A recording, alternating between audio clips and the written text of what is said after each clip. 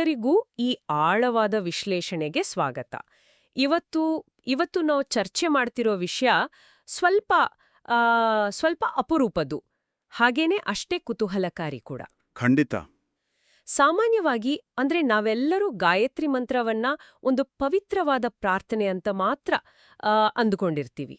ಬೆಳಗ್ಗೆ ಎದ್ದು ಭಕ್ತಿಯಿಂದ ಜಪಿಸುವ ಒಂದು ಮಂತ್ರ ಅಂತ ನಮ್ಮ ಭಾವನೆ ಇರುತ್ತೆ. ಹೌದು. ಆದ್ರೆ ಇವತ್ತು ನಾವು ಗಮನ ಹರಿಸ್ತಾ ಇರೋದು ಕೇವಲ ಅದರ ಭಕ್ತಿ ಭಾವದ ಕಡೆಗಲ್ಲ, ಬದಲಾಗಿ ಆ ಮಂತ್ರದ 24 ಅಕ್ಷರಗಳ ಹಿಂದಿರುವ ಅಗಾಧವಾದ ವೈಜ್ಞಾನಿಕ ಹಾಗೂ ಆಧ್ಯಾತ್ಮಿಕ ರಹಸ್ಯಗಳ ಬಗ್ಗೆ. ನಿಜ, ಇದು ಬಹಳ ಮುಖ್ಯವಾದ ವಿಷಯ. ಗಾಯತ್ರಿ ಮಂತ್ರ ಅನ್ನೋದು ಬ್ರಹ್ಮಾಂಡದ 24 ತತ್ವಗಳಿಗೂ ಹಾಗೂ ಮನುಷ್ಯನ ಭೌತಿಕ ದೇಹದ ಸೂಕ್ಷ್ಮ ಗ್ರಂಥಿಗಳಿಗೂ ಇರುವ ನೇರವಾದ ಒಂದು ಕೊಂಡಿ. ಆ ಕೊಂಡಿ ಅನ್ನೋದನ್ನ ಅರ್ಥ ಮಾಡ್ಕೊಳ್ಳೋದು ಇಂದಿನ ಈ ವಿಶೇಷ ಅಧ್ಯಯನದ ಪ್ರಮುಖ ಉದ್ದೇಶ. ಈ ಎಲ್ಲ ಅದ್ಭುತ ಮಾಹಿತಿಗಳನ್ನ ಸೌ ಅನಿತಾ ಅರವಿಂದ್ ಸರಾಫ್ ಅವರ ಮಾರ್ಗದರ್ಶನದಲ್ಲಿ ಮೂಡಿಬಂದಿರುವ ಗಾಯತ್ರಿ ಚೈತನ್ಯದಿಂದ ಆಯ್ದುಕೊಳ್ಳಲಾಗಿದೆ. ಕೇಳುಗರಿಗೆ ಯಾವುದೇ ರೀತಿಯ ಗೊಂದಲವಿಲ್ಲದೆ ಈ ಬೃಹತ್ ಜ್ಞಾನದ ಭಂಡಾರವನ್ನ ಅತ್ಯಂತ ಸುಲಭವಾಗಿ ತಲುಪಿಸುವ ಪ್ರಯತ್ನವನ್ನ ನಾವಿಲ್ಲಿ ಮಾಡ್ತೀವಿ. ಹೌದು. ಸರಿ, ಇದನ್ನೀಗ ಬಿಡಿಸಿ ನೋಡೋಣ. ನಮ್ಮ ಜೊತೆ ಎಂದಿನಂತೆ ಈ ಗಹನವಾದ ವಿಷಯದ ಬಗ್ಗೆ ವಿಶ್ಲೇಷಣೆ ಮಾಡಲು ತಜ್ಞರು ಇದ್ದಾರೆ. ಬ್ರಹ್ಮಾಂಡಕ್ಕೂ ಗಾಯತ್ರಿ ಮಂತ್ರದ ಈ 24 ಅಕ್ಷರಗಳಿಗೂ ಇರುವ ನಂಟು ಯಂತ್ರದ್ದು ಅನ್ನೋದನ್ನ ಗಾಯತ್ರಿ ಚೈತನ್ಯದಲ್ಲಿ ಹೇಗೆ ವಿವರಿಸಲಾಗಿದೆ ಅನ್ನೋದ್ರಿಂದಲೇ ಇವತ್ತಿನ ಚರ್ಚೆಯನ್ನ ಶುರು ಮಾಡೋಣ. ಖಂಡಿತ. ಇಲ್ಲಿ ಅಚ್ಚರಿಯ ವಿಷಯವೇನೆಂದರೆ, ಗಾಯತ್ರಿ ಮಂತ್ರದ ಛಂದಸ್ಸಿನಲ್ಲಿರುವ 24 ಅಕ್ಷರಗಳು ಕೇವಲ ಸಾಧಾರಣ ಭಾಷಿಕ ಅಕ್ಷರಗಳಲ್ಲ. ಗಾಯತ್ರಿ ಚೈತನ್ಯದಲ್ಲಿ ಬಹಳ ಸ್ಪಷ್ಟವಾಗಿ ಉಲ್ಲೇಖಿಸಿರುವಂತೆ ಈ ಪ್ರತಿಯೊಂದು ಅಕ್ಷರವೂ ಅತ್ಯಂತ ಪ್ರಬಲವಾದ ಶಕ್ತಿ ಬೀಜಗಳಾಗಿವೆ. ಶಕ್ತಿ ಬೀಜಗಳು ಒಂದ್ ರೀತಿಯ ಎನರ್ಜಿ ಸೀಡ್ಸ್ ಅಂತನಾ? ನಿಖರವಾಗಿ. ನಮ್ಮ ಕಣ್ಣಿಗೆ ಕಾಣುವ ಮತ್ತು ಕಾಣದ ಇಡೀ ವಿಶ್ವದ 24 ತತ್ವಗಳನ್ನ ಈ 24 ಅಕ್ಷರಗಳು ಪ್ರತಿನಿಧಿಸುತ್ತವೆ. ಇದನ್ನ ಸ್ವಲ್ಪ ವಿವರವಾಗಿ ನೋಡೋದಾದ್ರೆ, ಒಟ್ಟು 24 ಶಕ್ತಿಗಳು ಇಲ್ಲಿ ಒಗ್ಗೂಡಿವೆ. ಓಕೆ, ಆ 24 ಶಕ್ತಿಗಳ ಲೆಕ್ಕಾಚಾರ ಹೇಗಿದೆ ಅಂತ? ಆಕಾಶ, ಭೂಮಿ ಸೇರಿದಂತೆ 10 ದಿಕ್ಕುಗಳಿಂದ ಹರಿದುಬರುವ 10 ಶಕ್ತಿಗಳು, ಪ್ರಕೃತಿಯ ಮೂಲವಾದ ಪಂಚತತ್ವಗಳಿಂದ ಹೊರಹೊಮ್ಮುವ 5 ಶಕ್ತಿಗಳು. 10 ಮತ್ತು 5? ಹೌದು. ಮತ್ತು ನಮ್ಮ ಮೇಲೆ ಪ್ರಭಾವ ಬೀರುವ ನವಗ್ರಹಗಳಿಂದ ಬರುವ 9 ಶಕ್ತಿಗಳು. ಹೀಗೆ 10, 5 ಮತ್ತು 9 ಇವೆಲ್ಲವೂ ಒಗ್ಗೂಡಿ ಒಟ್ಟು 24 ಶಕ್ತಿಗಳಾಗಿ ಇಡೀ ವಿಶ್ವವನ್ನೇ ಗಾಯತ್ರಿಮಯವನ್ನಾಗಿಸಿವೆ. 10, 5 ಮತ್ತು 9 ಒಟ್ಟು 24 ಆಯ್ತು. ಲೆಕ್ಕಾಚಾರ ಬಹಳ ಕರಾರುವಾಕ್ಕಾಗಿದೆ. ಖಂಡಿತ. ದಿಕ್ಕುಗಳು, ಪ್ರಕೃತಿಯ ಮೂಲತತ್ವಗಳು ಮತ್ತು ಗ್ರಹಗಳ ಶಕ್ತಿ ಇವೆಲ್ಲವೂ ಕೇವಲ 24 ಅಕ್ಷರಗಳಲ್ಲಿ ಅಡಕವಾಗಿದೆ. ಇದು ನಿಜಕ್ಕೂ ರೋಮಾಂಚನ ಉಂಟು ಮಾಡುತ್ತೆ. ಹೌದು. ಅಷ್ಟೇ ಅಲ್ಲ, ಮತ್ತೊಂದು ಗಮನಾರ್ಹವಾದ ಅಂಶವೆಂದರೆ, ಈ ಪ್ರತಿಯೊಂದು ಶಕ್ತಿ ಬೀಜಕ್ಕೂ ಪ್ರತಿಯೊಂದು ಅಕ್ಷರಕ್ಕೂ ಒಬ್ಬೊಬ್ಬ ನಿರ್ದಿಷ್ಟ ದೇವತೆ ಇದ್ದಾನೆ. ಓಹೋ. ಗಾಯತ್ರಿ ಮಂತ್ರವು ಭೂಃ, ಭುವಃ ಮತ್ತು ಸ್ವಃ ಎಂಬ 3 ಮಹಾವ್ಯಾಹೃತಿಗಳ ಸಂಪೂರ್ಣ ಶಕ್ತಿಯ ಆವಿರ್ಭಾವ ಅಂತ ಗಾಯತ್ರಿ ಚೈತನ್ಯದಲ್ಲಿ ಬಹಳ ಸ್ಪಷ್ಟವಾಗಿ ಹೇಳಲಾಗಿದೆ. ಒಂದು ನಿಮಿಷ. ಈ ಮಹಾವ್ಯಾಹೃತಿಗಳು ಅನ್ನೋದನ್ನ ಸಾಮಾನ್ಯ ಜನರಿಗೆ ಅರ್ಥವಾಗುವ ಹಾಗೆ ಹೇಳೋದಾದ್ರೆ ಇದನ್ನ ಹೇಗೆ ವಿವರಿಸಬಹುದು? ಸರಳವಾಗಿ ಹೇಳಬೇಕಂದ್ರೆ, ಭೂಃ ನಮ್ಮ ಭೌತಿಕ ಜಗತ್ತು ಅಥವಾ ಭೂಲೋಕ. ಭುವಃ ಅಂತರಿಕ್ಷ ಅಥವಾ ಪ್ರಾಣಶಕ್ತಿಯ ಲೋಕ. ಮತ್ತು ಸ್ವಃ ಸ್ವರ್ಗ ಅಥವಾ ದೈವಿ ಶಕ್ತಿಯ ಲೋಕ. ಈ 3 ಲೋಕಗಳ ಮಹಾವ್ಯಾಭೃತಿಗಳ ಸಂಪೂರ್ಣ ಶಕ್ತಿ ಒಂದೇ ಕಡೆ ಕೇಂದ್ರೀಕೃತವಾಗಿರುವುದು ಈ ಗಾಯತ್ರಿ ಮಂತ್ರದಲ್ಲಿ ಮಾತ್ರ. 3 ಲೋಕಗಳ ಶಕ್ತಿ? ಹೌದು. ಸೌ ಅನಿತಾ ಅರವಿಂದ್ ಸರಾಫ್ ಅವರ ಮಾರ್ಗದರ್ಶನದ ಗಾಯತ್ರಿ ಚೈತನ್ಯದಲ್ಲಿ ಈ ವಿಚಾರ ಬಹಳ ವಿಸ್ತಾರವಾಗಿ ಮೂಡಿಬಂದಿದೆ. ಮಂತ್ರದ ಪ್ರತಿಯೊಂದು ಅಕ್ಷರವೂ ಇಡೀ ಬ್ರಹ್ಮಾಂಡದ ಆಗುಹೋಗುಗಳನ್ನೇ ನಿಯಂತ್ರಿಸುವ ಶಕ್ತಿಯನ್ನ ಹೊಂದಿದೆ ಅನ್ನೋದು ಇದರ ತಾತ್ಪರ್ಯ. ಇದೊಂದು ಅತ್ಯಂತ ವಿಸ್ಮಯಕಾರಿಯಾದ ವಿಚಾರ. ಇಡೀ ಬ್ರಹ್ಮಾಂಡದ ಅಗಾಧ ಶಕ್ತಿ ಕೇವಲ 24 ಅಕ್ಷರಗಳಲ್ಲಿದೆ ಅನ್ನೋದು ಕೇಳೋಕೆ ಅದ್ಭುತವಾಗಿದೆ. ಹೌದು. ಆದರೆ ಪ್ರಾಕ್ಟಿಕಲ್ ಆಗಿ ಯೋಚನೆ ಮಾಡಿದ್ರೆ ಬ್ರಹ್ಮಾಂಡದ ಈ ಅಪಾರವಾದ ಶಕ್ತಿಗೂ ಮತ್ತು ನಮ್ಮ ಪುಟ್ಟ ಭೌತಿಕ ದೇಹಕ್ಕೂ ಕನೆಕ್ಷನ್ ಹೇಗ್ ಸಾಧ್ಯ? ನಾವು ಪಠಿಸುವ ಮಂತ್ರದ ಶಬ್ದ ಅಥವಾ ಕಂಪನ ನಮ್ಮ ಭೌತಿಕ ದೇಹದ ಮೇಲೆ ನಿಖರವಾಗಿ ಹೇಗೆ ಕೆಲಸ ಮಾಡುತ್ತೆ? ಇದು ನಾವೆಲ್ಲರೂ ಬಹಳ ಸೂಕ್ಷ್ಮವಾಗಿ ಗಮನಿಸಬೇಕಾದ ವಿಚಾರ. ಗಾಯತ್ರಿ ಚೈತನ್ಯದಲ್ಲಿ ಇದನ್ನ ಸಂಪೂರ್ಣವಾಗಿ ವೈಜ್ಞಾನಿಕ ಹಿನ್ನೆಲೆಯಲ್ಲಿ ವಿವರಿಸಲಾಗಿದೆ. ಓಕೆ. ಗಾಯತ್ರಿ ಮಂತ್ರದ 24 ಅಕ್ಷರಗಳು ಮಾನವನ ದೇಹದಲ್ಲಿರುವ 24 ನಿರ್ದಿಷ್ಟ ಗ್ರಂಥಿಗಳೊಂದಿಗೆ, ಅಂದರೆ ನಮ್ಮ ದೇಹದ ಬೇರೆ ಬೇರೆ ಭಾಗಗಳಲ್ಲಿರುವ ಸೂಕ್ಷ್ಮವಾದ ಗ್ಲ್ಯಾಂಡ್ಸ್ಗಳೊಂದಿಗೆ ನೇರವಾದ ಸಂಪರ್ಕವನ್ನು ಹೊಂದಿವೆ. ಅಂದ್ರೆ ನಾವು ಮಂತ್ರವನ್ನ ಉಚ್ಚಾರಣೆ ಮಾಡಿದಾಗ ಹುಟ್ಟುವ ಧ್ವನಿಯ ಫ್ರೀಕ್ವೆನ್ಸಿ ನಮ್ಮ ದೇಹದ ಒಳಗಿರುವ ನಿರ್ದಿಷ್ಟ ಗ್ಲ್ಯಾಂಡ್ಸ್ ಅನ್ನ ಟ್ರಿಗರ್ ಮಾಡುತ್ತೆ ಅಂತನಾ? ನಿಖರವಾಗಿ. ಮಂತ್ರವನ್ನ ಶ್ರದ್ಧೆಯಿಂದ ಜಪಿಸಿದಾಗ ಆ ಉಚ್ಚಾರಣೆಯಿಂದ ಹುಟ್ಟುವ ನಿರ್ದಿಷ್ಟ ಕಂಪನಗಳು ಅಥವಾ ವೈಬ್ರೇಷನ್ಸು ನೇರವಾಗಿ ಈ 24 ಗ್ರಂಥಿಗಳನ್ನು ತಟ್ಟಿ ಜಾಗೃತಗೊಳಿಸುತ್ತವೆ. ಹೀಗೆ ಜಾಗೃತಗೊಂಡ ಗ್ರಂಥಿಗಳು ನಮ್ಮೊಳಗೆ ಹುದುಗಿರುವ ಧರ್ಮಸಮ್ಮತ ಜ್ಞಾನವನ್ನ ಉದ್ದೀಪನಗೊಳಿಸುತ್ತವೆ. ಈ ಪ್ರಕ್ರಿಯೆಯಿಂದ ನಮ್ಮ ದೇಹದಲ್ಲಿ 3 ಮುಖ್ಯವಾದ ಚೇತನಗಳು ವೃದ್ಧಿಯಾಗುತ್ತವೆ. ಅವು ಯಾವುವೆಂದರೆ ಓಜಸ್ಸು, ತೇಜಸ್ಸು ಮತ್ತು ವರ್ಚಸ್ಸು. ಓಜಸ್ಸು, ತೇಜಸ್ಸು, ವರ್ಚಸ್ಸು. ಕೇಳಲು ಬಹಳ ಶಕ್ತಿಶಾಲಿಯಾದ ಪದಗಳಿವು. ಆದ್ರೆ ಇವು ನಮ್ಮ ದೇಹ ಮತ್ತು ಮನಸ್ಸಿನ ಮೇಲೆ ಹೇಗೆ ಕೆಲಸ ಮಾಡ್ತವೆ ಅನ್ನೋದನ್ನ ಸ್ವಲ್ಪ ಬಿಡಿಸಿ ಹೇಳ್ಬೋದಾ? ಖಂಡಿತ. ಮೊದಲನೇದು ಓಜಸ್ಸು. ಇದು ನಮ್ಮ ಶರೀರ ಕ್ಷೇತ್ರಕ್ಕೆ, ಅಂದ್ರೆ ಭೌತಿಕ ದೇಹಕ್ಕೆ ಸಂಬಂಧಿಸಿದ್ದು. ಇದು ಭೌತಿಕ ದೇಹದ ರೋಗನಿರೋಧಕ ಶಕ್ತಿಯನ್ನ ಹೆಚ್ಚಿಸಿ ಮನುಷ್ಯನಿಗೆ ಅತ್ಯುತ್ತಮವಾದ ಆರೋಗ್ಯವನ್ನ ಕರುಣಿಸುತ್ತೆ. ಎರಡನೇದು ತೇಜಸ್ಸು. ಇದು ನಮ್ಮ ಮನಃ ಕ್ಷೇತ್ರಕ್ಕೆ ಸಂಬಂಧಿಸಿದ್ದು. ಮನಃ ಕ್ಷೇತ್ರ ಅಂದ್ರೆ ಮನಸ್ಸಿನ ಮಟ್ಟದಲ್ಲಿ ಇದು ಕಾಂತಿಯುಕ್ತ ಶರೀರವನ್ನು ಒದಗಿಸೋದರಲ್ಲದೆ ಒಂದು ರೀತಿಯ ದೈವಿ ವಿದ್ಯುತ್ತನ್ನ ಅಥವಾ ಪಾಸಿಟಿವ್ ಎನರ್ಜಿಯನ್ನ ನಮ್ಮ ಮನಸ್ಸಿನಲ್ಲಿ ತುಂಬುತ್ತೆ. ಓಕೆ. ಮೂರನೇದು? ಇನ್ನು ಮೂರನೇದು ವರ್ಚಸ್ಸು. ಇದು ಅಂತಃಕರಣ ಕ್ಷೇತ್ರಕ್ಕೆ, ಅಂದ್ರೆ ನಮ್ಮ ಆತ್ಮದ ಆಳಕ್ಕೆ ಸಂಬಂಧಿಸಿದ್ದು.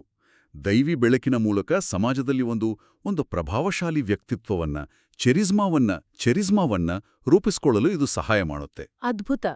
ಅಂದ್ರೆ ದೈಹಿಕ, ಮಾನಸಿಕ ಮತ್ತು ಆಧ್ಯಾತ್ಮಿಕ ಈ 3 ನೆಲೆಗಳಲ್ಲಿ ಮನುಷ್ಯನನ್ನ ಉನ್ನತೀಕರಿಸುವ ಕೆಲಸವನ್ನ ಈ ಮಂತ್ರ ಮಾಡುತ್ತೆ. ಹೌದು. ಇದನ್ನ ಇನ್ನಷ್ಟು ಸುಲಭವಾಗಿ ಅರ್ಥ ಮಾಡಿಕೊಳ್ಳಲು ಪುರಾಣದ ಒಂದು ಸುಂದರವಾದ ಉದಾಹರಣೆಯನ್ನ ನಾವು ಗಮನಿಸಬಹುದು. ಖಂಡಿತ, ಹೇಳಿ. ವಾಮನಾವತಾರದಲ್ಲಿ ವಾಮನನು ಹೇಗೆ ಕೇವಲ ತನ್ನ 3 ಹೆಜ್ಜೆಗಳಿಂದ ಇಡೀ ಬ್ರಹ್ಮಾಂಡವನ್ನೇ ಅಳೆದುಬಿಟ್ನೋ ಹಾಗೆ ಗಾಯತ್ರಿ ಮಂತ್ರವು ಕೂಡ ಕೆಲಸ ಮಾಡುತ್ತೆ. ಮೇಲ್ನೋಟಕ್ಕೆ ಇದು ಕೇವಲ 3 ಪಾದಗಳನ್ನು ಹೊಂದಿರುವ ಚಿಕ್ಕ ಮಂತ್ರವಾಗಿ ಕಂಡ್ರೂ ಅದರಲ್ಲಿರುವ 24 ಅಕ್ಷರಗಳು ಬೃಹತ್ ಶಕ್ತಿಯನ್ನ ತಮ್ಮೊಳಗೆ ಬಚ್ಚಿಟ್ಕೊಂಡಿವೆ. ವಾಮನನ 3 ಹೆಜ್ಜೆಗಳಂತೆ ಗಾಯತ್ರಿ ಮಂತ್ರದ 3 ಪಾದಗಳು ಅಗಾಧವಾದದನ್ನು ಸಾಧಿಸಬಲ್ಲವು. ವಾಮನನ ಉದಾಹರಣೆ ನಿಜಕ್ಕೂ ಅತ್ಯದ್ಭುತವಾಗಿ ಹೊಂದಿಕೆ ಆಗತ್ತೆ. ಕೇವಲ 3 ಹೆಜ್ಜೆಗಳಲ್ಲಿ ಬ್ರಹ್ಮಾಂಡವನ್ನ ಅಳೆದ ಆ ಕಥೆಗೆಗೂ ಕೇವಲ 24 ಅಕ್ಷರಗಳಲ್ಲಿ ಇಡೀ ಬ್ರಹ್ಮಾಂಡದ ಸಮಸ್ತ ಶಕ್ತಿಯನ್ನ ತುಂಬಿಕೊಂಡಿರುವ ಈ ಮಂತ್ರಕ್ಕೂ ಇರುವ ಹೋಲಿಕೆ ಬಹಳ ಅರ್ಥಪೂರ್ಣವಾಗಿದೆ. ಹೌದು. ಭೌತಿಕ ದೇಹದ ಗ್ರಂಥಿಗಳು ಈ ಮಂತ್ರದ ಉಚ್ಚಾರಣೆಯಿಂದ, ಅದರ ಕಂಪನದಿಂದ ಜಾಗೃತಗೊಳ್ಳುತ್ತವೆ ಎನ್ನುವುದು ವೈಜ್ಞಾನಿಕವಾಗಿಯೂ ಒಪ್ಪುವಂಥ ವಿಚಾರ. ಆದ್ರೆ ಇಲ್ಲಿ ಇನ್ನೊಂದು ಕುತೂಹಲಕಾರಿ ಪ್ರಶ್ನೆ ಹುಟ್ಟುತ್ತೆ. ಈ ಧ್ವನಿ ಅಂದ್ರೆ ನಾದ ಮನುಷ್ಯನ ಅಂತರಂಗವನ್ನ ನಿಖರವಾಗಿ ಹೇಗೆ ಪ್ರವೇಶ ಮಾಡುತ್ತೆ? ಶಬ್ದ ಮತ್ತು ಮನುಷ್ಯನ ದೇಹದ ಒಳಗಿನ ಆಧ್ಯಾತ್ಮಿಕ ಪ್ರತಿಕ್ರಿಯೆಗಳ ನಡುವೆ ಯಾವ ರೀತಿಯ ಸಂಬಂಧವಿದೆ ಅನ್ನೋದ್ರ ಬಗ್ಗೆ ಗಾಯತ್ರಿ ಚೈತನ್ಯ ಏನ್ ಹೇಳುತ್ತೆ? ಇದನ್ನು ನಾವು ವಿಸ್ತಾರವಾದ ಚಿತ್ರಣಕ್ಕೆ ಜೋಡಿಸಿ ನೋಡುವುದಾದರೆ, ನಾದ ಅಥವಾ ಶಬ್ದದ ವಿಜ್ಞಾನವು ನಾವು ಅಂದುಕೊಂಡಿರೋದಕ್ಕಿಂತ ಇನ್ನಷ್ಟು ನಿಗೂಢವಾಗಿದೆ. ಭೌತಿಕ ಜಗತ್ತಿನಲ್ಲಿ ನಾವು ಕೇಳುವ ಸಾಮಾನ್ಯ ಶಬ್ದಕ್ಕೂ ಮಂತ್ರ ಪಠನದಿಂದ ಹುಟ್ಟುವ ಶಬ್ದಕ್ಕೂ ಬಹಳ ವ್ಯತ್ಯಾಸ ಇದೆ. ಸಾಮಾನ್ಯವಾಗಿ 2 ವಸ್ತುಗಳ ಘರ್ಷಣೆಯಿಂದ ಹುಟ್ಟುವ ಶಬ್ದವನ್ನ ಆಹತ ಅಂತ ಕರೀತಾರೆ. ಅಂದ್ರೆ ಚಪ್ಪಾಳೆ ತಟ್ಟಿದಾಗ ಬರುವ ಶಬ್ದ ಅಥವಾ ಯಾವುದಾದ್ರೂ ವಸ್ತುವನ್ನ ಬಡಿದಾಗ ಬರುವ ಶಬ್ದ, ಕರೆಕ್ಟಾ? ಹೌದು, ಕರೆಕ್ಟ್. ಅಲ್ಲಿ ಅಲ್ಲಿ ಒಂದು ಬಡಿತ ಇರುತ್ತೆ, ಒಂದು ಘರ್ಷಣೆ ಇರುತ್ತೆ. ಆದರೆ ಯಾವುದೇ ಘರ್ಷಣೆ ಇಲ್ಲದೆ ಆಂತರಿಕವಾಗಿ ಅತ್ಯಂತ ಸೂಕ್ಷ್ಮವಾಗಿ ತಾನಾಗಿ ಕೇಳಿಸುವ ನಾದವೇ ಅನಾಹತ. ಓಹೋ, ಅನಾಹತ. ಇದನ್ನೇ ನಾವು ಓಂಕಾರ ಅಥವಾ ಶಬ್ದಬ್ರಹ್ಮ ಅಂತ ಕರಿತೇವೆ. ಗಾಯತ್ರಿ ಚೈತನ್ಯದಲ್ಲಿ ವಿವರಿಸಿರೋ ಪ್ರಕಾರ ವಿಧಿಬದ್ಧವಾಗಿ ಗಾಯತ್ರಿ ಜಪವನ್ನು ಮಾಡುವುದರಿಂದ ಸಾಧಕರ ಸೂಕ್ಷ್ಮ ಶರೀರದ ಆ 24 ಗ್ರಂಥಿ ಸ್ಥಾನಗಳಲ್ಲಿ ಓಂಕಾರದ ಕಿಂಕಿಣಿಯ ನಾದ ತಾನಾಗೇ ಉದಯವಾಗುತ್ತೆ. ಅಂದ್ರೆ ಹೊರಗಿನ ಯಾವ ಘರ್ಷಣೆಯೂ ಇಲ್ಲದೆ ಒಳಗಿನಿಂದಲೇ ಒಂದು ದಿವ್ಯವಾದ ನಾದ ಶುರುವಾಗುತ್ತೆ. ಇದು ಕೇಳೋಕೆ ಎಷ್ಟೊಂದು ಮಿಸ್ಟಿಕಲ್ ಆಗಿದೆ ಅಲ್ವಾ? ಒಳಗಿನಿಂದಲೇ ಓಂಕಾರದ ನಾದ ತಾನಾಗೇ ಉದ್ಭವವಾಗುವುದು ಅಂದ್ರೆ ಸಾಮಾನ್ಯವಾದ ಮಾತಲ್ಲ. ಖಂಡಿತ. ನಾದಯೋಗದ ಸಾಧಕರು ತಮ್ಮ ಆಳವಾದ ಧ್ಯಾನಾವಸ್ಥೆಯಲ್ಲಿ ಒಟ್ಟು 10 ಬಗೆಯ ವಿಭಿನ್ನ ಅನಾಹತ ಶಬ್ದಗಳನ್ನು ಸ್ಪಷ್ಟವಾಗಿ ಕೇಳಬಲ್ಲರು ಅಂತ ಗಾಯತ್ರಿ ಚೈತನ್ಯದಲ್ಲಿ ತಿಳಿಸಲಾಗಿದೆ. 10 ಬಗೆಯ ಶಬ್ದಗಳು? ಅವು ಯಾವ್ಯಾವುದು? ಆ 10 ಶಬ್ದಗಳೆಂದರೆ ಸಂಹಾರಕ, ಪಾಲಕ, ಸೃಜಕ, ಸಹಸ್ರದಲ, ಆನಂದಮಂಡಲ, ಚಿದಾನಂದ, ಸಚ್ಚಿದಾನಂದ, ಅಖಂಡ, ಆಗಮ ಮತ್ತು ಅಲಖ. ಈ ಪ್ರತಿಯೊಂದು ಶಬ್ದವು ಮನುಷ್ಯನ ಅಂತರಂಗವನ್ನ ಹಂತ ಹಂತವಾಗಿ ಸಂಪೂರ್ಣವಾಗಿ ಶುದ್ಧೀಕರಿಸ್ತಾ ಹೋಗುತ್ತೆ. ಈ 10 ಶಬ್ದಗಳ ಹೆಸರುಗಳೇ ಬಹಳ ಶಕ್ತಿಶಾಲಿಯಾಗಿವೆ.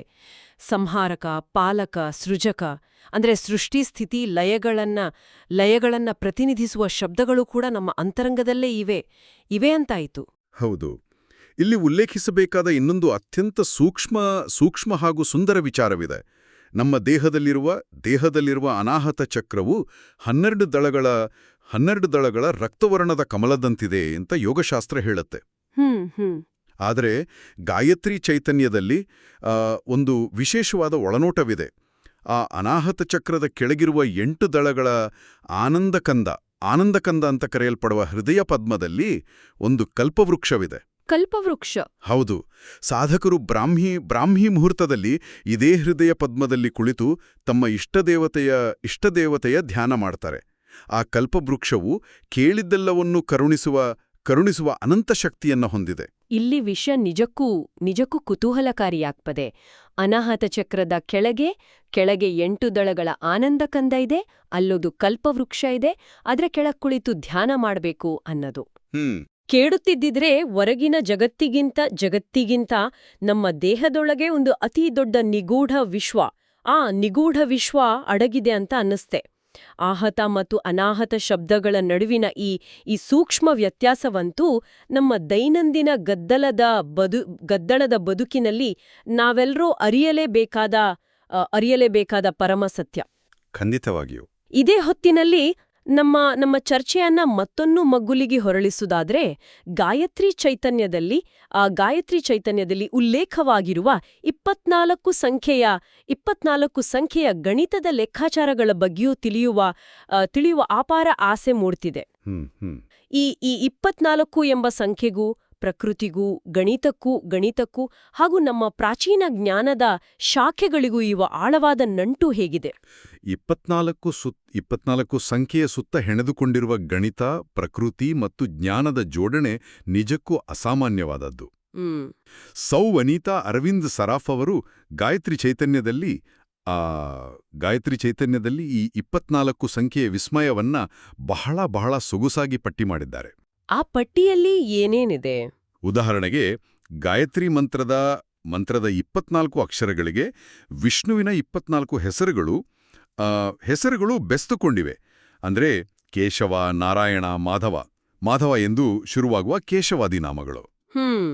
ಅಷ್ಟೇ ಅಲ್ಲ, ಜ್ಯೋತಿಷ್ಯ ಶಾಸ್ತ್ರದಲ್ಲಿ ಪ್ರಮುಖವಾಗಿರುವ 24 ನಕ್ಷತ್ರಗಳು ಹಾಗೂ ನಮ್ಮ ಕಾಲಗಣನೆಯಲ್ಲಿ 1 ವರ್ಷಕ್ಕೆ ಬರುವ 24 ಪಕ್ಷಗಳು ಕೂಡ ಇದೇ ಸಂಖ್ಯೆಯನ್ನ ಆಧರಿಸಿವೆ. ಅಂದ್ರೆ ಒಂದು ವರ್ಷದ ಸಮಯದ ಲೆಕ್ಕಾಚಾರ, ಆಕಾಶದಲ್ಲಿರುವ ನಕ್ಷತ್ರಗಳ ಲೆಕ್ಕಾಚಾರ ಎಲ್ಲವೂ ಈ ಮಂತ್ರದ ಅಕ್ಷರಗಳ ಸಂಖ್ಯೆಗೆ ಮ್ಯಾಚ್ ಆಗುತ್ತಾ? ಹೌದು. ಇದೇನೋ ಕಾಕತಾಳೀಯ ಅಂತ ಖಂಡಿತ ಅನ್ಸೋದಿಲ್ಲ. ಇದೊಂದು ನಿಖರವಾದ ವಿಜ್ಞಾನವೇ ಸರಿ.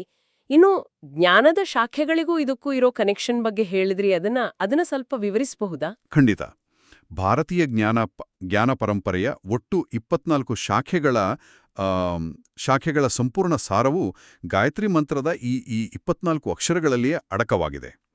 ಆ 24 ಶಾಖೆಗಳು ಯಾವ್ಯಾವುದು ಅಂದ್ರೆ ಋಗ್ವೇದ, ಯಜುರ್ವೇದ, ಸಾಮವೇದ, ಅಥರ್ವವೇದ ಎಂಬ 4 ವೇದಗಳು, ಆಯುರ್ವೇದ, ಧನುರ್ವೇದ, ಗಂಧರ್ವವೇದ, ವಿಜ್ಞಾನವೇದ ಎಂಬ 4 ಉಪವೇದಗಳು. ಓಕೆ, 4 ವೇದಗಳು, 4 ಉಪವೇದಗಳು, 8 ಆಯ್ತು. ಹೌದು. ನಂತರ ಐತರೇಯ, ಶತಪಥ, ಜೈಮಿನೀಯ, ಗೋಪಥ ಎಂಬ 4 ಬ್ರಾಹ್ಮಣಗಳು, ಶಿಕ್ಷಾ, ವ್ಯಾಕರಣ, ನಿರುಕ್ತ, ಛಂದಸ್ಸು, ಜ್ಯೋತಿಷ್ಯ ಕಲ್ಪ ಎಂಬ 6 ವೇದಾಂಗಗಳು, ಮತ್ತು ಕೊನೆಯದಾಗಿ ಪೂರ್ವಮೀಮಾಂಸೆ, ಉತ್ತರ ಮೀಮಾಂಸೆ, ಸಾಂಖ್ಯ, ಯೋಗ, ನ್ಯಾಯ, ವೈಶೇಷಿಕ ಎಂಬ 6 ದರ್ಶನಗಳು. 4, 4, 4, 6 ಮತ್ತು 6 ಎಲ್ಲವನ್ನೂ ಕೂಡಿಸಿದ್ರೆ ಕರಾರುವಾಗಾಗಿ 24 ಆಗುತ್ತೆ. ಹೌದು, ಕರೆಕ್ಟ್. ಆಯುರ್ವೇದದಿಂದ ಹಿಡಿದು ಜ್ಯೋತಿಷ್ಯದವರೆಗೆ, ಯೋಗದಿಂದ ಹಿಡಿದು ವೇದಾಂಗಗಳವರೆಗೆ ನಮ್ಮ ಸಮಗ್ರ ಜ್ಞಾನ ಪರಂಪರೆಯೇ ಈ 24 ಅಕ್ಷರಗಳಲ್ಲಿ ಹುದುಗಿದೆ ಎನ್ನುವುದು ಮಂತ್ರದ ಬೌದ್ಧಿಕ ಶಕ್ತಿ ಎಷ್ಟಿರಬಹುದು ಅಂತ ಊಹಿಸಿಕೊಳ್ಳಲು ಸಹಾಯ ಮಾಡುತ್ತೆ. ನಿಜ. ಇದಕ್ಕೊಂದು ಶ್ರೇಷ್ಠವಾದ ಉದಾಹರಣೆ ಅಂದ್ರೆ ಸಮಸ್ತ ಗುರುಗಳಿಗೂ ಗುರುವಾದ ಸ್ವತಃ ದತ್ತಾತ್ರೇಯ ಸ್ವಾಮಿಯು ಈ 24 ಅಕ್ಷರಗಳನ್ನೇ ತನ್ನ 24 ಗುರುಗಳನ್ನಾಗಿ ಸ್ವೀಕರಿಸಿದ್ರು ಅಂತ ಗಾಯತ್ರಿ ಚೈತನ್ಯದಲ್ಲಿ ವಿವರಿಸಲಾಗಿದೆ. ವಾವ್! ದತ್ತಾತ್ರೇಯ ಸ್ವಾಮಿಯೇ ಸ್ವೀಕರಿಸಿದ್ರು ಅಂದ್ರೆ? ಹೌದು, ದತ್ತಾತ್ರೇಯರೇ ಇದನ್ನು ಒಪ್ಕೊಂಡಿದ್ದಾರೆ ಅಂದ್ರೆ ಗಾಯತ್ರಿ ಮಂತ್ರದ ಶ್ರೇಷ್ಠತೆಗೆ ಮತ್ತು ವಿಶ್ವಾಸಾರ್ಹತೆಗೆ ಇದಕ್ಕಿಂತ ದೊಡ್ಡ ಕನ್ನಡಿ ಮತ್ತೊಂದಿಲ್ಲ. ಖಂಡಿತ. ದತ್ತಾತ್ರೇಯ ಸ್ವಾಮಿಯ ಉಲ್ಲೇಖವು ಈ ಚರ್ಚೆಯ ತೂಕವನ್ನ ಮತ್ತಷ್ಟು ಹೆಚ್ಚಿಸಿದೆ. ಕೇಶವಾದಿ ನಾಮಗಳಿಂದ ಹಿಡಿದು ವೇದ, ಉಪವೇದ, ಬ್ರಾಹ್ಮಣ, ವೇದಾಂಗ ಮತ್ತು ದರ್ಶನಗಳವರೆಗೆ ಎಲ್ಲವೂ ಈ 24 ಅಕ್ಷರಗಳಲ್ಲಿಯೇ ಸಮಾವೇಶಗೊಂಡಿದೆ ಅನ್ನೋದು ನಮ್ಮ ಭಾರತೀಯ ಪರಂಪರೆಯ ಬೌದ್ಧಿಕ ಶ್ರೀಮಂತಿಕೆಯನ್ನ ಎತ್ತಿ ತೋರಿಸುತ್ತೆ. ಆದ್ರೆ ಈ ಎಲ್ಲ ಅಗಾಧವಾದ ಮಾಹಿತಿಗಳನ್ನ ಕೇಳಿದ ಮೇಲೆ ಸಹಜವಾಗಿಯೇ ಪ್ರತಿಯೊಬ್ಬರಿಗೂ ಒಂದು ಪ್ರಶ್ನೆ ಎದುರಾಗುತ್ತೆ. ಖಂಡಿತ. ಸೈದ್ಧಾಂತಿಕವಾಗಿ ಇದು ಎಷ್ಟೇ ಶ್ರೇಷ್ಠವಾಗಿದ್ರೂ ಪ್ರಾಯೋಗಿಕವಾಗಿ ಅಂದ್ರೆ ಪ್ರಾಕ್ಟಿಕಲ್ ಆಗಿ ಈ ಜ್ಞಾನವನ್ನ ಹೇಗೆ ಅಳವಡಿಸಿಕೊಳ್ಳಬಹುದು? ದಿನನಿತ್ಯದ ಬದುಕಿನಲ್ಲಿ ನಾನಾ ರೀತಿಯ ಒತ್ತಡಗಳಲ್ಲಿ ಹೋರಾಡುತ್ತಿರುವ ಸಾಮಾನ್ಯ ಕೇಳುಗರಿಗೆ ಈ ಜ್ಞಾನದ ಪ್ರಾಯೋಗಿಕ ಉಪಯೋಗವೇನು? ಇದು ಒಂದು ಪ್ರಮುಖ ಪ್ರಶ್ನೆಯನ್ನು ಹುಟ್ಟುಹಾಕುತ್ತದೆ.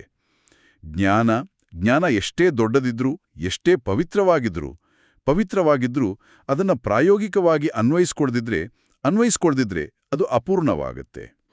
ಗಾಯತ್ರಿ ಚೈತನ್ಯದಲ್ಲಿ ಈ ಬಗ್ಗೆ ಅತ್ಯಂತ ಸ್ಪಷ್ಟವಾದ ಮಾರ್ಗದರ್ಶನವಿದೆ. ವರ್ಷದಲ್ಲಿ ಬರುವ 2 ಪ್ರಮುಖ ನವರಾತ್ರಿಗಳಾದ ಚೈತ್ರ ನವರಾತ್ರಿ ಮತ್ತು ಶಾರದೀಯ ನವರಾತ್ರಿಯ ಸಮಯದಲ್ಲಿ ಮಾಡುವ 24,000 ಗಾಯತ್ರಿ ಜಪವು ಒಂದು ವಿಶೇಷವಾದ ರಕ್ಷಣಾತ್ಮಕ ಶಕ್ತಿಯನ್ನು ಕರುಣಿಸುತ್ತೆ.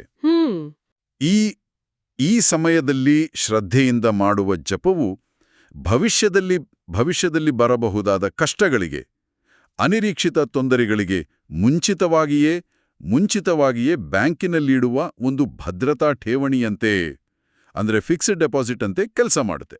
ವಾವ್! ಈ ಫಿಕ್ಸ್ಡ್ ಡೆಪಾಸಿಟ್ ಕಲ್ಪನೆ ನಿಜಕ್ಕೂ ಅದ್ಭುತವಾಗಿದೆ.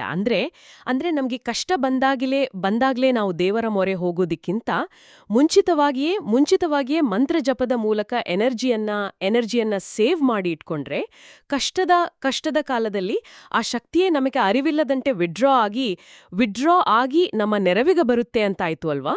ನಿಖರವಾಗಿ. ಕಷ್ಟದ ಕಾಲದಲ್ಲಿ ಇದೇ ಶಕ್ತಿ ಸಾಂಸಾರಿಕ ತಾಪತ್ರಯಗಳಿಂದ ನಮ್ಮನ್ನ ರಕ್ಷಿಸುವ ಭದ್ರವಾದ ಕವಚವಾಗುತ್ತೆ. ಇದಲ್ಲದೆ ಪುರಶ್ಚರಣೆ ಅನ್ನೋ ಮತ್ತೊಂದು ಪ್ರಬಲವಾದ ಸಾಧನೆಯ ಬಗ್ಗೆಯೂ ಇದರಲ್ಲಿ ವಿಸ್ತಾರವಾಗಿ ವಿವರಿಸಲಾಗಿದೆ. ಪುರಶ್ಚರಣೆ ಅಂದ್ರೇನು? 24 ಲಕ್ಷ ಬಾರಿ ಗಾಯತ್ರಿ ಮಂತ್ರವನ್ನ ಜಪಿಸಿ ವಿಧಿವಿಧಾನಗಳೊಂದಿಗೆ ಹೋಮ ಮತ್ತು ಅನ್ನದಾನ ಮಾಡುವ ಪ್ರಕ್ರಿಯೆ ಇದು. ಇಷ್ಟಾರ್ಥಸಿದ್ಧಿಗಾಗಿ ಹಾಗೂ ಉನ್ನತ ಆಧ್ಯಾತ್ಮಿಕ ಮಟ್ಟವನ್ನ ತಲುಪಲು ಮಾಡುವ ಅತ್ಯಂತ ಪ್ರಭಾವಶಾಲಿ ಸಾಧನೆ ಇದಾಗಿದೆ. ಓಹ್, 24 ಲಕ್ಷ ಬಾರಿ? ಹೌದು. ಇಲ್ಲಿ ನಾವು ಗಾಯತ್ರಿ ಸಂಹಿತೆಯ 85ನೇ ಶ್ಲೋಕವನ್ನ ಉಲ್ಲೇಖಿಸಲೇಬೇಕು. ಚತುರ್ವಿಂಶತಿ ವರ್ಣಯಿರ್ಯ ಗಾಯತ್ರಿ ಸುವರ್ಜತಾ ಶ್ರುತೌ ರಹಸ್ಯ ಮುಕ್ತಂ ತತ್ರಾಪಿ ದಿವ್ಯೈ ರಹಸ್ಯವಾದಿಭಿಃ ಎಂದು ತಿಳಿಸಲಾಗಿದೆ. ಈ ಶ್ಲೋಕದ ಅರ್ಥವನ್ನ ಸರಳವಾಗಿ ಹೇಳುವುದಾದರೆ ಇದರ ಅರ್ಥ ವೇದಗಳಲ್ಲಿ ಗಾಯತ್ರಿಯ 24 ವರ್ಣಗಳು ಅಂದರೆ ಅಕ್ಷರಗಳು ಅತ್ಯಂತ ಸುಂದರವಾಗಿ ಹೆಣೆಯಲ್ಪಟ್ಟಿವೆ ಮತ್ತು ಈ 24 ಅಕ್ಷರಗಳನ್ನ ಇಷ್ಟೊಂದು ನಿಖರವಾಗಿ ಜೋಡಿಸಿರುವುದರಿಂದ ಹಿಂದೆ ಅತೀವವಾದ ದಿವ್ಯವಾದ ರಹಸ್ಯವಿದೆ ಎಂಬುದನ್ನ ಋಷಿಮುನಿಗಳು ದೃಢಪಡಿಸಿದ್ದಾರೆ. ಸೌ ಅನಿತಾ ಅರವಿಂದ್ ಸರಾಫ್ ಅವರ ಸಂಪಾದಕತ್ವದ ಗಾಯತ್ರಿ ಚೈತನ್ಯದ ಈ ಎಲ್ಲ ಆಳವಾದ ಮಾಹಿತಿಗಳನ್ನು ಗ್ರಹಿಸಿದ ನಂತರ ನಾವು ತಲುಪುವ ಅಂತಿಮ ಸಾರಾಂಶವೇನೆಂದರೆ, ಗಾಯತ್ರಿ ಮಂತ್ರದ ಪ್ರತಿಯೊಂದು ಅಕ್ಷರವೂ ನಮಗೆ ಆಧ್ಯಾತ್ಮಿಕ, ದಾರ್ಶನಿಕ, ಬೌದ್ಧಿಕ ಮತ್ತು ಭೌತಿಕ ಮಾರ್ಗದರ್ಶನವನ್ನ ನಿರಂತರವಾಗಿ ನೀಡುತ್ತೆ. ಖಂಡಿತ.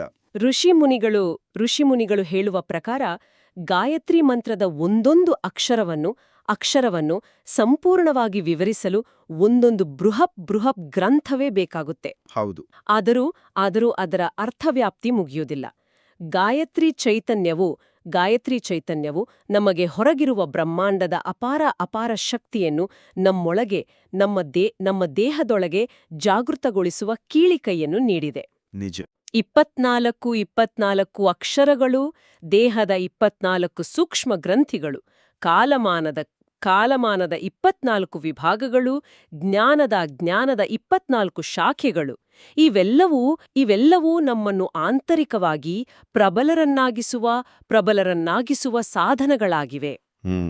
ದೈನಂದಿನ ಜೀವನದಲ್ಲಿ ಜಪದ ಮೂಲಕ ಭವಿಷ್ಯದ ಕಷ್ಟಗಳಿಗೆ ಮಾಡುವ ಫಿಕ್ಸ್ಡ್ ಡೆಪಾಸಿಟ್ನಂತಹ ಅತ್ಯಂತ ಪ್ರಾಯೋಗಿಕ ವಿಚಾರಗಳು ನಾವೆಲ್ಲರೂ ನಮ್ಮ ಬದುಕಿನಲ್ಲಿ ಅಳವಡಿಸಿಕೊಳ್ಳಬಹುದಾದ ಅತ್ಯುತ್ತಮ ಮಾರ್ಗವಾಗಿದೆ. ಖಂಡಿತವಾಗಿಯೂ. ಈ ಸುದೀರ್ಘವಾದ ಹಾಗೂ ಅದ್ಭುತವಾದ ಚರ್ಚೆಗಳ ನಂತರ ನಾವೆಲ್ಲರೂ ಅಂತಿಮವಾಗಿ ಒಂದು ಆಳವಾದ ಪ್ರಚೋದನಾತ್ಮಕವಾದ ಚಿಂತನೆಯನ್ನ ಮಾಡಬೇಕಾಗಿದೆ. ಕೇವಲ 24 ಅಕ್ಷರಗಳ ಒಂದು ಪ್ರಾಚೀನ ಧ್ವನಿ ಸಂಯೋಜನೆಯು ನಮ್ಮ ಭೌತಿಕ ದೇಹದ ನಾಡಿಗ್ರಂಥಿಗಳನ್ನು, ಜಗತ್ತಿನ ಕಾಲದ ಅಳತೆಯನ್ನು ಹಾಗೂ ಇಡೀ ಬ್ರಹ್ಮಾಂಡದ ಬೃಹತ್ ರಚನೆಯನ್ನು ಇಷ್ಟು ನಿಖರವಾಗಿ ಹಾಗೂ ವೈಜ್ಞಾನಿಕವಾಗಿ ಬೆಸೆಯಬಲ್ಲದು ಎಂದಾದರೆ, ನಮ್ಮ ಈ ದೇಹದೊಳಗೆ ನಾವು ಇನ್ನೂ ಅನ್ವೇಷಿಸದ ಕೇವಲ ನಿರ್ದಿಷ್ಟ ಧ್ವನಿ ತರಂಗಗಳಿಂದ ಮಾತ್ರವೇ ಬಡಿದೆಬ್ಬಿಸಬಹುದಾದ ಇನ್ನೆಷ್ಟು ನಿಗೂಢ ಶಕ್ತಿ ಕೇಂದ್ರಗಳು ನಿದ್ರಿಸ್ತಿರಬಹುದು. ಹೌದು, ಇದು ಆಳವಾದ ಪ್ರಶ್ನೆ. ಒಮ್ಮೆ ಆಳವಾಗಿ ಯೋಚಿಸಿ ನೋಡಿ. ಈ ವಿಸ್ಮಯಕಾರಿ ಚಿಂತನೆಯೊಂದಿಗೆ ಇಂದಿನ ಈ ವಿಶೇಷ ಅಧ್ಯಯನವನ್ನು ಇಲ್ಲಿಗೆ ಮುಕ್ತಾಯಗೊಳಿಸುತ್ತಿದ್ದೇವೆ. ನಮಸ್ಕಾರ.